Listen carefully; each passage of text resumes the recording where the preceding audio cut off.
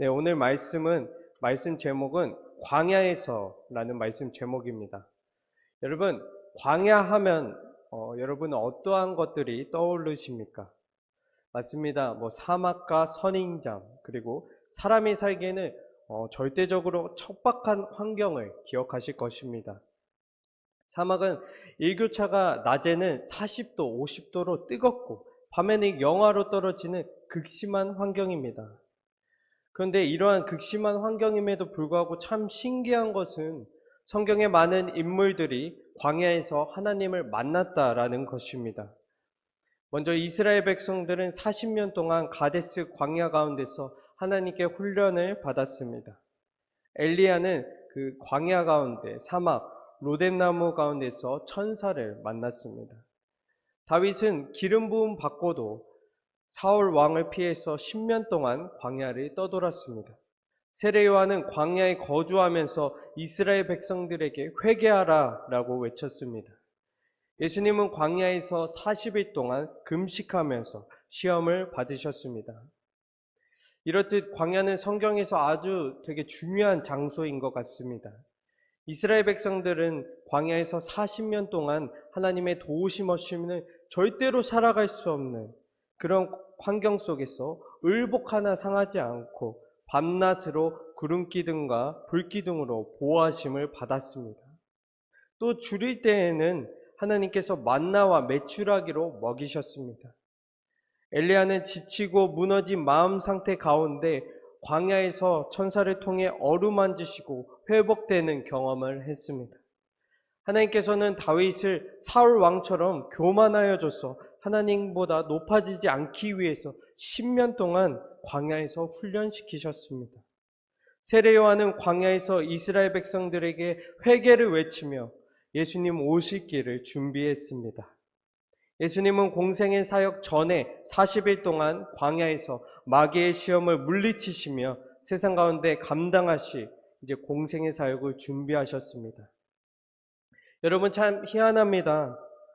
광야는 정말 척박한 곳이어서 주변에는 사람도 없고 외롭고 춥고 배고프며 고통의 장소인데 왜 하나님은 이 광야 가운데 오늘 우리가 본 성경의 인물들을 만나시며 훈련시키시며 회복시키셨습니까? 왜 굳이 광야에서 그러한 역사를 이루어 주셨습니까? 사실 광야는 너무 척박하기 때문에 주님의 도우심을 구할 수밖에 없습니다.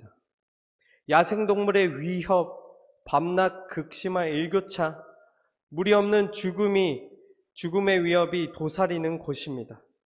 그 가운데 온전히 바라보고 붙들 수 있는 것은 하나님뿐입니다. 여러분, 사람은 죽음의 위협이 찾아오면 가장 절박해지고 가장 인간적인 모습이 나온다고 합니다. 평소에 내가 가장 의지했던 대상을 찾아가거나 도움을 요청하게 된다라고 합니다. 하나님께서 광야로 이끄시는 이유는 그러한 절박한 상황 가운데 아무도 해결해 줄 수 없는 문제 가운데 하나님께 부르짖고 하나님을 찾으라는 메시지가 담겨 있습니다. 그래서 성경의 많은 인물들도 이 광야에서 하나님을 경험한 것입니다. 저는 여러분이 삶에서 어떠한 문제를 갖고 있는지 다 알 수는 없습니다. 어쩌면 감당하기 힘든 문제를 가지고 계신 분도 있을 수 있습니다. 어떤 분은 그래도 그럭저럭 괜찮게 잘 감당하고 계실지 모릅니다. 그러나 저는 하나님께서 여러분을 광야로 부르시길 원합니다. 광야로 부르시길 간절히 바랍니다. 아무도 도울 수 없는 문제의 상황 가운데로 여러분을 이끄시길 바랍니다. 그 이유는 여러분이 힘들고 괴롭길 바라는 마음이 아닙니다. 왜냐하면 우리는 광야에서 온전히 주님과 나 단둘이 만나는 경험이 필요하기 때문입니다. 우리는 그 경험을 한 뒤 그제서야 우리는 우리 삶의 우선순위를 제대로 정하게 됩니다. 그때서야 우리는 아주 중요한 진리를 알게 됩니다. 바로 하나님만이 나의 도움이시며 나의 필요를 공급하는 나의 아버지시며 나를 이해하시고 나를 알아주시는 나의 하나님이라는 것입니다. 시편 46편 1절에는 이렇게 말하고 있습니다. 하나님은 우리의 피난처시여 힘이시니 환난 중에 만날 큰 도움이시라. 아멘. 우리는 광야에서 그 고통의 순간에서 우리의 도움 되시는 하나님을 만날 수 있게 됩니다. 여러분, 광야는 정말 괴롭습니다. 아픕니다. 외롭습니다. 처절합니다. 그런데 여러분 삶에도 적어도 한 부분은 이 광야와 같은 척박함이 있을 것입니다. 여러분 내면에, 여러분이 맺고 있는 관계에, 여러분이 살아가고 있는 삶의 환경에 있을 것입니다. 그런데 여러분, 결코 좌절하거나 절망하지 마시길 바랍니다.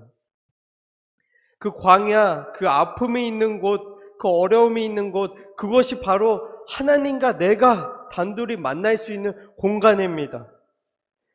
우리는 누구도 알아주지 못하고 도울 수 없는 상황에서 그제서야 하나님의 도우심을 구하게 됩니다.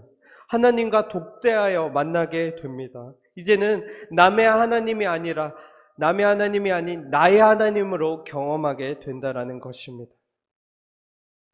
우리가 우리의 광야를, 우리의 문제를 사람의 힘으로 해결하려 하고 내 힘으로 해결하려 한다면 여러분, 그것은 하나님의 초대장을 버리는 것과 같은 행동입니다. 하나님은 광야에서 우리를 어루만지시길 원합니다. 우리를 훈련시키시길 원합니다. 우리를 온전케 하시길 원합니다. 민수기 14장 3절을 보겠습니다. 어찌하여 여호와가 우리를 그 땅으로 인도하여 칼에 쓰러지게 하는가? 우리의 처자가 사로잡히리니 애굽으로 돌아가는 것이 낫지 아니하랴. 아멘. 이 말씀처럼 이스라엘 백성들은 이 40년 광야 생활 가운데 참 많은 불평을 했습니다. 항상 포기하려 하고 애굽으로 다시 돌아가려 했습니다. 여러분 생각해 보십시오. 하나님은 그저 이스라엘을 고생시키려고 광야 생활을 하게 한 것이 아닙니다. 이스라엘 백성들이 진심으로 하나님의 도우심을 느끼길, 하나님의 그 능력을 경험하길, 하나님만을 섬기고 하나님만을 아는 하나님의 백성이 되길 원하셨습니다. 여러분, 여러분의 문제 가운데 불평하지 마십시오.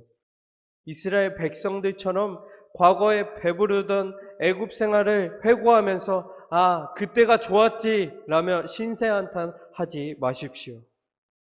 제가 많이 듣게 되는 말 중 하나가 나의 신앙은 예전에 그때가 가장 뜨거웠다라는 말입니다.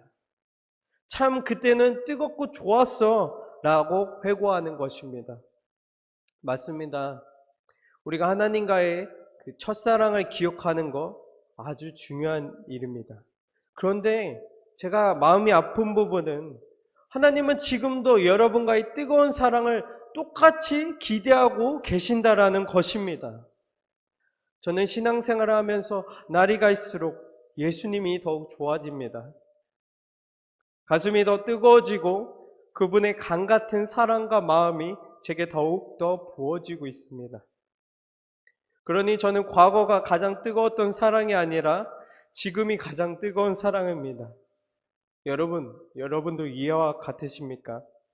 예배 올 때마다, 찬양을 하고 기도를 할 때마다, 말씀을 들을 때마다, 삶에서 주님을 생각하며 살아갈 때마다 더욱더 하나님을 향한 사랑과 열망으로 가슴이 뜨거워지고 채워지십니까? 그분이 너무나도 그립고 보고 싶으십니까? 하나님은 여러분이 그렇게 되길 원하십니다.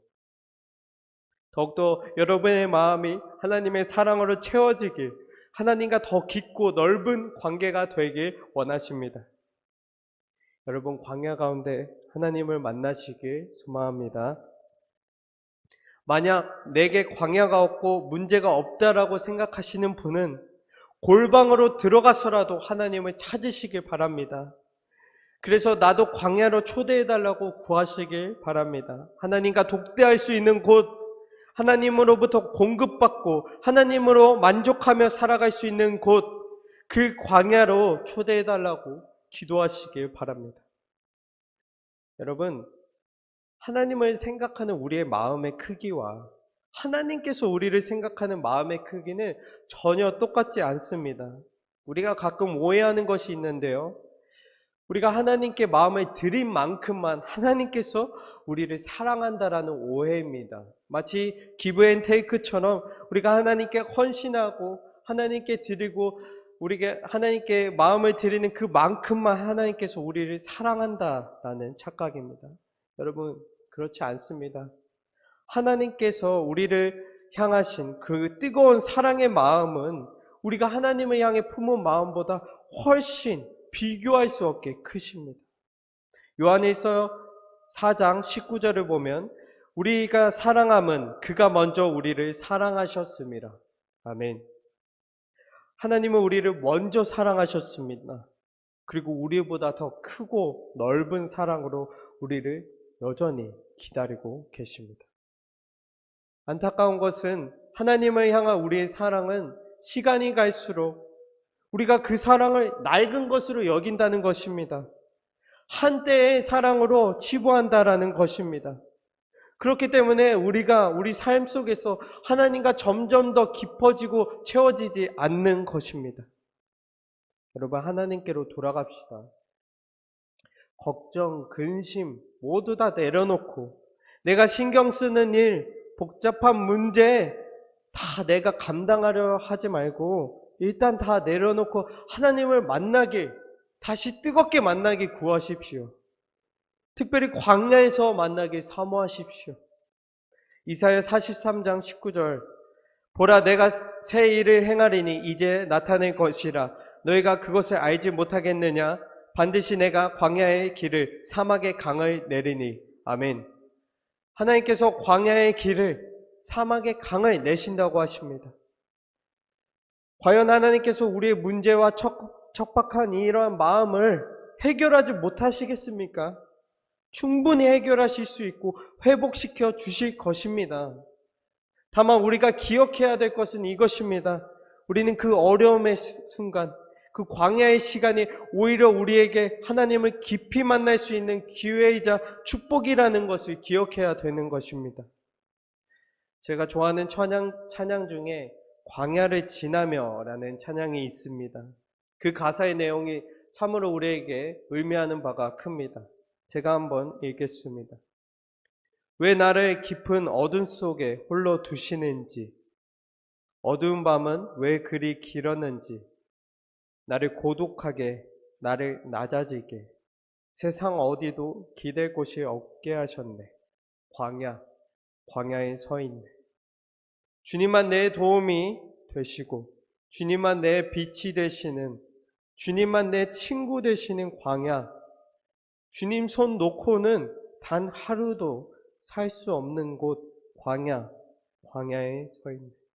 여러분, 이 찬양의 가사와 같이 주님만 내 도움이 되시는 그러한 광야 가운데 하나님을 만나고 경험하시는 우리 한소망교회 모든 성도님들이 되시길 주님의 이름으로 축복합니다.